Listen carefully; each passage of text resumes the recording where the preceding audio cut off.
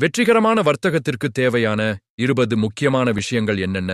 பெரும்பாலான தொழில்முறை வர்த்தகர்கள் பின்பற்றுகிற இந்த ரகசியங்களை இப்ப நாம தெளிவா பார்க்கலாம். முதலாவது, இரும்பு போன்ற ஒழுக்கம். உங்க விதிகளை எந்த சூழ்நிலையிலும் மீறாதீங்க. உணர்ச்சி வசப்பட்டு முடிவெடுத்தா உங்க கணக்கு காலியாகிடும். இரண்டாவது, இடர் மேலாண்மை. உங்க மூலதனத்தை பாதுகாப்பதுதான் எல்லாவற்றையும் விட முக்கியம். ஒரு வர்த்தகத்துல உங்க மொத்த மூலதனத்தில் 1%, அதிகபட்சம் 2% தான் ரிஸ்க் எடுக்கணும்.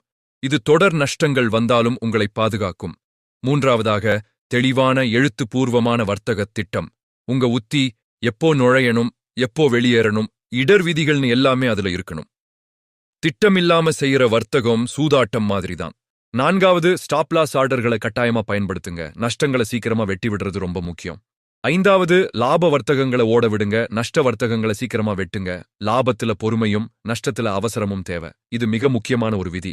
ஆறாவது, லாபத்தை விட செயல்முறையில கவனம் செலுத்துங்க. சரியான செயல்முறையை பின்பற்றினா பணம் தானா வரும். ஏழாவது, உணர்ச்சிகளை கட்டுப்படுத்துங்க. பழிவாங்கும் வர்த்தகம், எதையாவது தவற விட்டு விடுவோமோ என்ற பயம், பேராசை, பயம், இதையெல்லாம் தவிர்த்திடுங்க. எட்டாவது, யதார்த்தமான எதிர்பார்ப்புகளை வைங்க. வர்த்தகம் என்பது ஒரு நிகழ்தகவு விளையாட்டு. நஷ்டங்களும் வரும். சீக்கிரமா பணக்காரராகணும்னு நினைக்காதீங்க. ஒன்பதாவது, தொடர்ந்து கத்துக்கோங்க. ஒவ்வொரு வர்த்தகத்தையும் ஆய்வு செஞ்சு தவறுகள்ல இருந்து பாடம் கத்துக்கிட்டு சந்தை மாற்றங்களுக்கு ஏற்ப உங்களை மாத்திக்கோங்க. பத்தாவது, நேர்மறை எதிர்பார்ப்பு இருக்கிற உத்திகளை மட்டும் பயன்படுத்துங்க. 11வது, சந்தையின் பெரிய போக்கின் திசையிலேயே வர்த்தகம் செய்யுங்க. சந்தையை எதிர்த்து போராடாதீங்க. 12வது, பொறுமையா இருங்க. சரியான வாய்ப்புகளுக்காக காத்திருங்க. அதிகமா வர்த்தகம் செய்யறது ஆபத்து. 13வது, உங்க பொசிஷன் அளவை புத்திசாலித்தனமா நிர்வகிங்க. நம்பிக்கையை பொறுத்து அளவை மாத்துங்க. 14வது, நஷ்டங்களை வர்த்தகத்தின் ஒரு பகுதியா ஏத்துக்கோங்க. எல்லா பெரிய வர்த்தகர்களுக்கும் நஷ்டம் வரும். நீண்ட கால லாபத்துல கவனம் செலுத்துங்க. 15வது, பழிவாங்கும் வர்த்தகத்தை தவிருங்க. ஒரு நஷ்டத்துக்குப் பிறகு தேவைப்பட்டா ஒரு இடைவெளி எடுத்துக்கோங்க.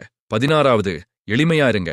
நிறைய இண்டிகேட்டர்களை போட்டு குழப்பிக்காம விலை நகர்வுகள், அமைப்பு மற்றும் முக்கிய நிலைகள்ல கவனம் செலுத்துங்க. 17வது, தினசரி வாராந்திர இழப்பு வரம்புகளை அமைச்சு அதை மீறாதீங்க. 18வது, வர்த்தகத்தை ஒரு தொழில்முறை வணிகமா நடத்துங்க. 19வது, சந்தை மாற்றங்களுக்கு ஏற்ப உங்களை மாத்திக்கோங்க. ஆனா உங்க அடிப்படை கொள்கைகளை விட்டுடாதீங்க. கடைசியா 20வது, இந்த 20 விதிகளும் தரவரிசைப்படுத்தப்படல. இடர் மேலாண்மை, ஒழுக்கம், திட்டம், இந்த மூணும் தான் எல்லாத்துக்கும் அடிப்படை. நன்றி.